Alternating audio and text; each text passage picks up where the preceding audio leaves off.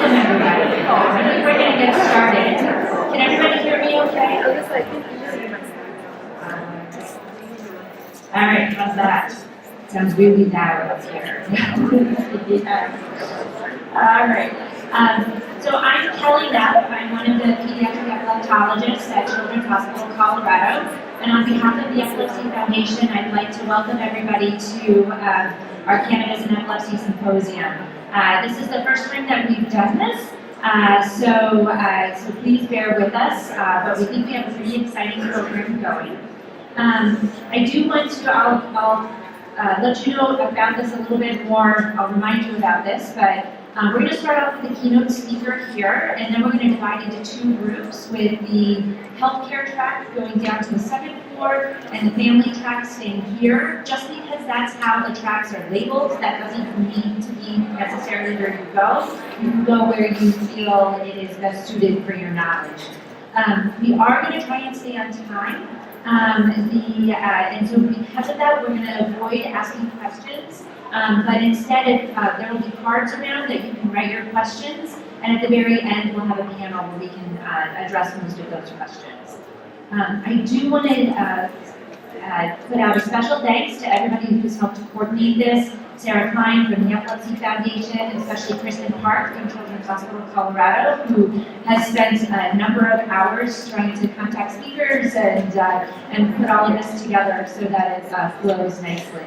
And I'm sure there are many others that I did not name, but they were all involved and all of their hard work is appreciated.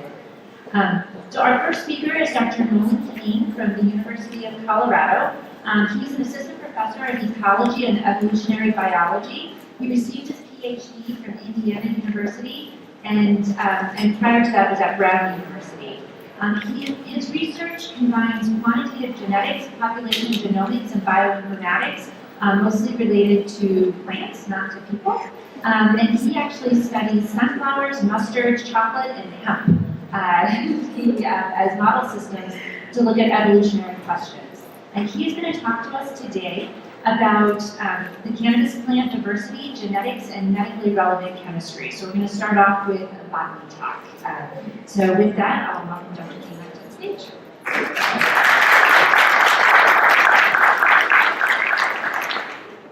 All right, thanks a lot. Thanks for the invitation, and thanks to you all for coming out.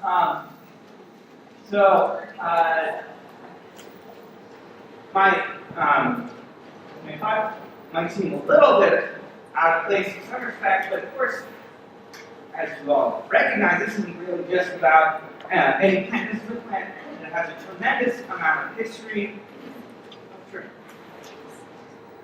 Tremendous. Excellent. There we go. Okay.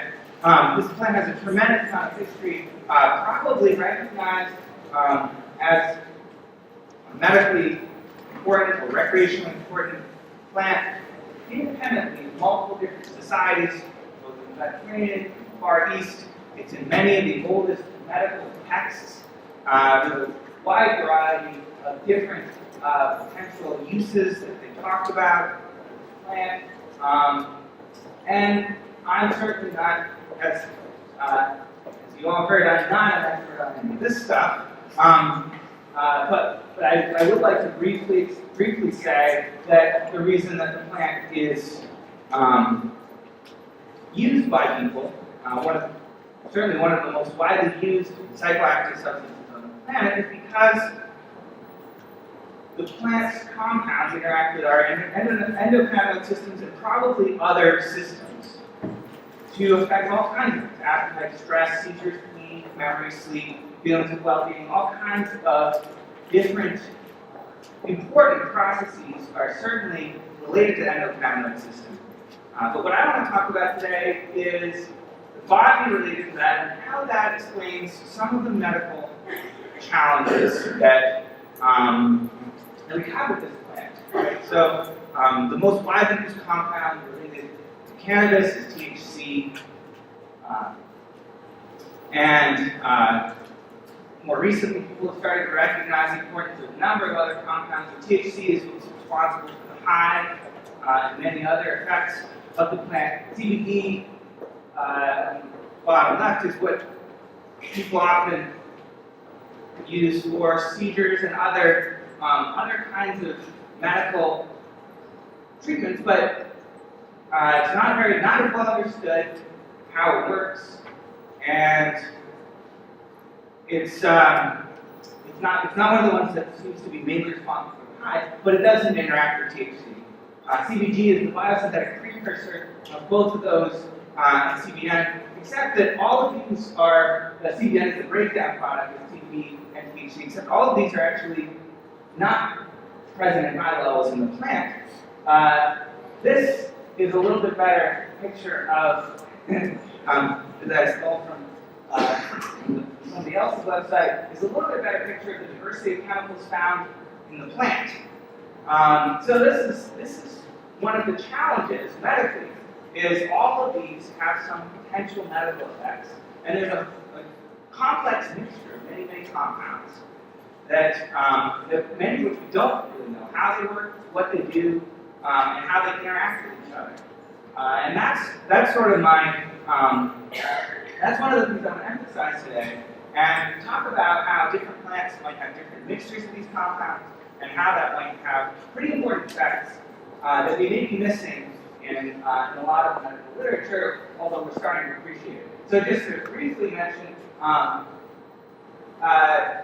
one of the reasons I stole this slide that I think is kind of nice is that some of these steps are known to be basically the cannabinoids themselves are created by proteins in the plant. These enzymatic steps make some of these different compounds. So I, as a geneticist, can study the genes that create these different compounds, and these are things that are likely to be different between different plants, genetically based differences. Whereas some of these other things are not genetic differences, not related to genetic differences of the plants, they're more degradation products of different kinds, storage, or precursors, or other kinds of outputs. But even though there's this tremendous diversity of compounds, the main ones that we know about are THC, which is just one of many of these. We're starting to recognize that the other ones are not unimportant. This is essentially one of the poster children for the importance of some of these other compounds. This is a young girl named Charlotte who had intractable seizures that, according to medical records, were not well treated by just about anything, as far as I understand. And today, after treatment with CBD, apparently that was really the only thing that seemed to work for treating her seizures. But we don't understand why that doesn't work on other children. But it's one of only many different reported medical uses that we don't really know much about. How it works, why it works, or really if it works at all for a lot of these things. And this is a little bit, this is just from Leafly.com, which is a marijuana-oriented site that just has all kinds of claims about different things, and most of these are almost entirely unsubstantiated in terms of how well they really work. But even though it seems a little ridiculous that a single plant could be related to so many things, it certainly is possible that some of this diversity of chemicals that's in the plant could actually potentially be related, but again, it's way beyond the current state of actual science to make any of these claims for or against these things. And I just want to mention one brief, I just want to briefly mention something that I think, for me, presented a puzzle, and that's a lot of the recent literature, we're starting to review a lot of the studies. And this, I thought this was, certainly, I'm not a medical expert, but this to me was a really nice review of a lot of the literature that just came out. And they found substantial evidence for cannabis for a few uses. So, treatment of pain in adults, chemotherapy-induced nausea and vomiting, and spasticity associated with multiple sclerosis. And that's pretty much it. They found moderate evidence for secondary sleep disturbances and insufficient evidence supporting improvement in appetite, Tourette syndrome, anxiety, post-traumatic stress disorder, cancer, irritable bowel syndrome, epilepsy, and neurodegenerative disorders. And this is this treatment I found really quite striking, was that they looked for these things in the literature, and according to their review, I mean, I would argue that there is some evidence for some of these, but according to really a pretty smart group of people, is that the evidence is pretty limited. And especially wanted to highlight appetite, because that is one. This is one of the most widely reported byproducts of use of marijuana. And how is it that medical science has been unable to substantiate that one area or the other? I find that absolutely astounding. And then on the epilepsy side of things, the only legal use in Utah and a number of other places is for intractable epilepsy. So I found it really surprising that there's this mismatch between what's really well substantiated in the medical literature versus what we know, what we hear anecdotally from often many, many people, and what the laws are. So there's a really quite substantial mismatch between anecdotal evidence, medical science, and the law. And we could spend hours and hours discussing that mismatch, but what I want to do is sort of get back to the biology and try to come up with what I think might be part of the explanation for why some people find really good support in their own lives for a particular thing that medical science can't validate. And part of that is the diversity of compounds. And that's one aspect that I want to talk about. And that differs substantially between some of the major lineages of this plant. So the standard sort of groupings might be sativa, indica, maybe ruderalis, and some people have split out hemp as being separate. We've actually looked at over 1,000 different genomes, and I thought I'd just show you what we find just based on genetics for what the groupings are. And so basically it's a tremendous amount of bioinformatics that goes into it, but I'm just going to show you a relatively simplified take home that this is just the first snapshot that we had, and what we did find is we did find good support for some of the major lineages. So these are all Kush types, which we might call indicas. These are all sativas. These are all hemp types. These have some ruderalis background, autophagoids, and then there's some lineages that we didn't have good representation for, but they do pop out as being distinct from other things with this smaller subset. As we get more genomes, we get more and more support for hemp being distinct, for there being distinct groups of broadleaf and narrowleaf varieties, and now with more and more, again, the hemp types come out as really distinct, but there are major groupings of indica and sativa also, but within indica and sativa, there also are many diverse lineages within that. Again, this is just another way of viewing that. So each of these vertical lines is just one individual and its genetic makeup. So these are 4 different pure indica strains according to this simple analysis. These would be all pure or nearly pure sativa strains, and then these would be all modern hybrids. And this was one of our earlier ones. Now with 1,000, it starts looking a little more complicated, but still the same basic idea, except each of those lines is just a pixel wide. In this view, you can see now there's actually 7 well-supported distinct lineages that we find, multiple different sativa types, some Kush types, but then another indica hemp comes out as quite distinct, some other less well-described lineages, and of course, let's say, just look at the hemps, there are quite a few pure hemps, but then most of what we see has hybrid ancestry from many different lineages. So most modern cultivars are not any one of these. They're a mix of 2, 3, 4, 5, 6 more different genetic lineages. But if we just focus on, for the next few slides, I want to just simplify it down to the things that are pure sativa, hemp, and indicas, sort of the best representatives of those 3 main lineages, and say, well, okay, so that's fine, they're different genetically, but why does that matter to you guys? What's the chemistry? And here's just THCA on the left, and TBA on the right, so these are the dominant compounds in the plants, the dominant compounds. You can see there are statistically important differences between those three compounds, between all those three major lineages, broadleaf, narrowleaf drug types. And hemp is different dramatically, where the hemp has the most CBD. Oh. So you have to keep that. I'll hold it. That's fine. All right.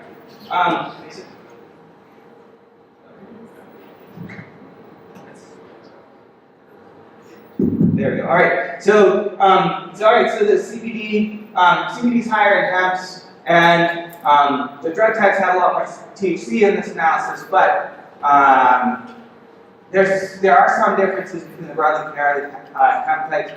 The only thing I want to point out that, sure, there are statistical differences between these three groupings, but if you go to any dispensary, you might find 10 or 20 different types of things that have very similar levels of CBD and THC as each other, but have dramatically different effects according to the people in the dispensary. And actually, some of those claims are actually borne out. Those things that may have the same exact level of THC may have dramatically different effects, and that's because of some of the other compounds I mentioned. So we look at some of the other cannabinoids, we find those also differ between the major lineages. CBLA, THCV, a number of minor cannabinoids differ really quite importantly between these different lineages, and the terpenoids, which are responsible for the smell, are also different dramatically. And I won't get into too much of the medical side of this on this, other than to say that we know that no one of these compounds by itself is driving the effects of cannabis. Any science that's been done on just one of these compounds at a time does not find the full suite of effects that we know are there from cannabis. It's some kind of complex mixture of all of these. And so, basically, for this first part of the talk, the main take home is that there are multiple different. Cannabis is not just one thing. If you go to any review in a medical journal or something, they say marijuana does this and it doesn't do that. I find that to be quite misleading because cannabis is not all one thing. There are many different kinds of cannabis, and they each do very, very, very different things. And that's because of these dramatic chemical differences between these lineages, but there also are important chemical differences within the lineages. Unfortunately, the science has not really been done to understand most of these differences on humans, and that's the last point that I do want to make are trying to understand how, trying to take this understanding of the basic biology of the plant and use that to understand something about, well, how does that relate to the medical research that's done? So for the last 50 years, the sole source of cannabis for most kinds of federal studies is from one grow in the University of Mississippi. So that's the National Institute for Drug Abuse is the sole federal source of legal cannabis for research. How does that? I thought it would be useful to compare this marijuana to what is actually available in state markets. And if we look, we can see. First of all, it's different genetically. I'm not going to get into the genetics, but it is different genetically. But if we look at any of the compounds that you measure, THC is about a quarter. Even the highest THC levels that you find there are about half the level of anything you find in Colorado. The stuff used for federal studies is dramatically lower than in any of the state markets that we looked at. So it's about a quarter on average, and even on the high end is less than half of the cannabinoids that you find in most state markets. CBD, they're starting to get a little bit better, and they do have some varieties that have relatively high CBD, but on average it is a little lower. CBG, there are some that may have a little CBG, but it's not so different than state markets. The minor cannabinoids and the terpenes are where it really falls apart. there's no reported minor cannabinoids or terpenes in any of the medical grade marijuana that's used for most studies.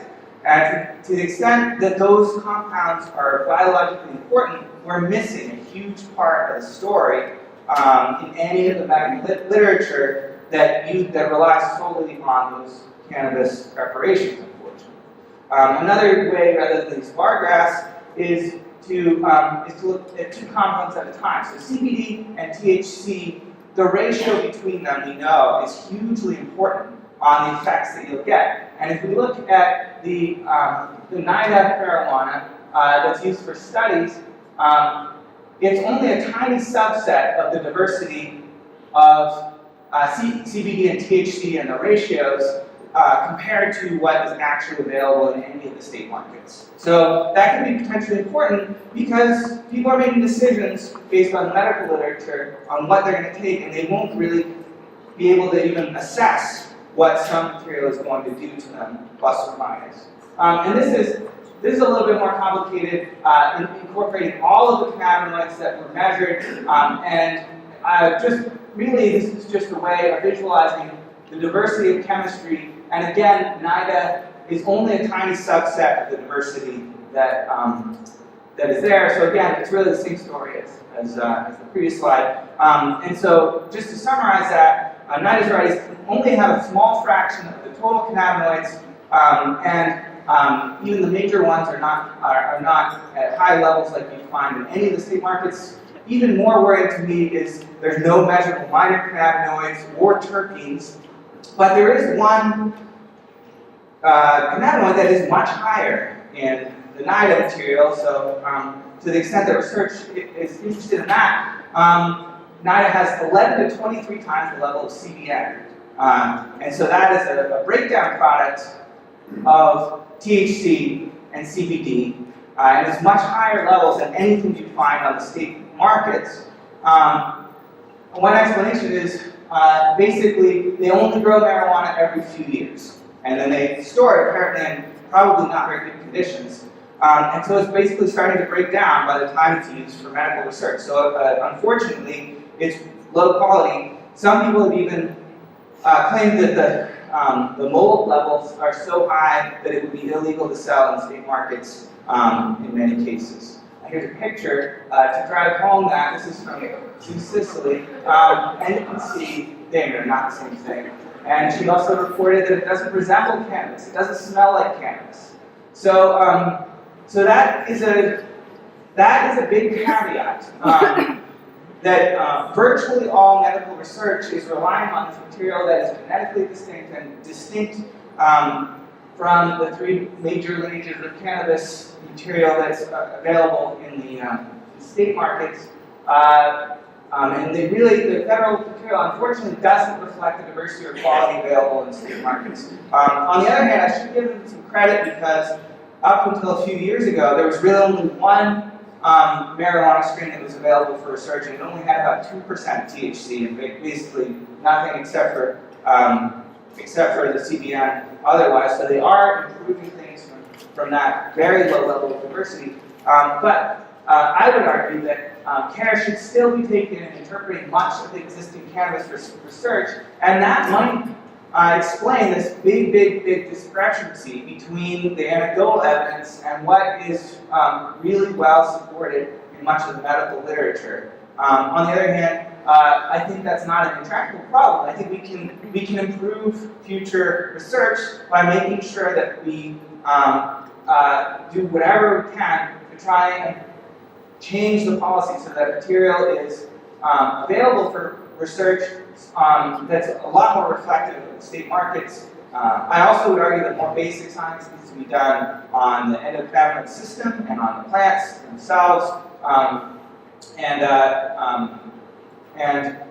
ensuring that we have basically relevant material that's being researched is a huge issue that I think is really worth pushing for. Even in Colorado, the state money that's going towards research is almost all going towards clinical trials that are mandated to use this material that's not at all related to what people are using.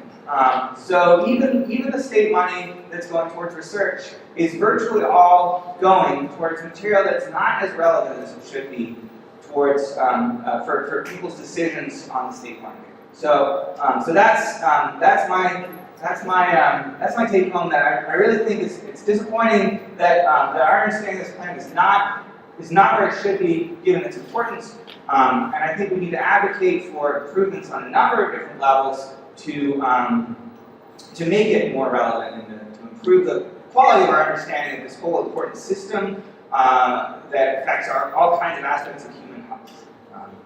And I should mention that I really want to thank my postdoc Daniela Vergara, as well as collaborators from CU Reach, Cinnamon Goodwell, Ken Hutchinson, my former student Ryan Lynch, all did really excellent work on preparing this material for me and doing all the research. And I'm excited that Kent's going to be talking more about his research because it really does use, he has come up with really smart ways of being able to do good science on really relevant cannabis materials. So he can help fill in a lot of the holes that are there, or at least start. Thank you very much.